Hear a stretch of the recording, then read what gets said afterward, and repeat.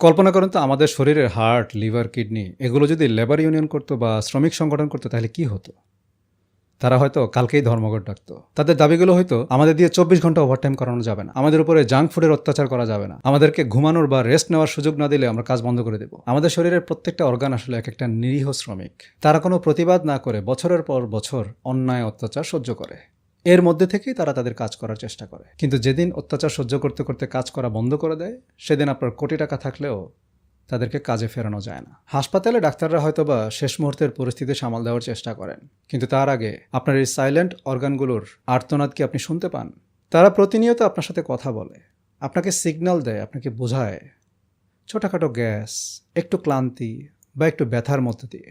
কিন্তু আপনি তাদের সেই সিগন্যালকে গুরুত্ব না দিয়ে পেইন কিলার বা গ্যাস্ট্রিকের ওষুধ দিয়ে তাদের মুখ বন্ধ করে দেন। আপনারাই বলেন, একদিকে কেউ একজন আপনার উপর নির্যাতন চালাচ্ছে, অন্যদিকে আপনি যদি সেটার প্রতিবাদ করতে যান, কিছু বলতে যান, তাহলে টিয়ার শেল, বোমা বা বিভিন্ন কিছু দিয়ে আপনার উপর নির্যাতন করছে বা আপনার মুখ বন্ধ করে রাখছে।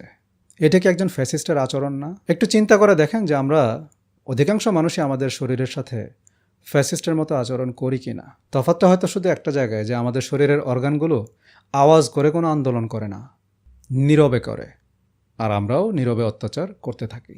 কিন্তু যেদিন আওয়াজ করে সেদিন সারা দুনিয়ার মানুষ শোনে।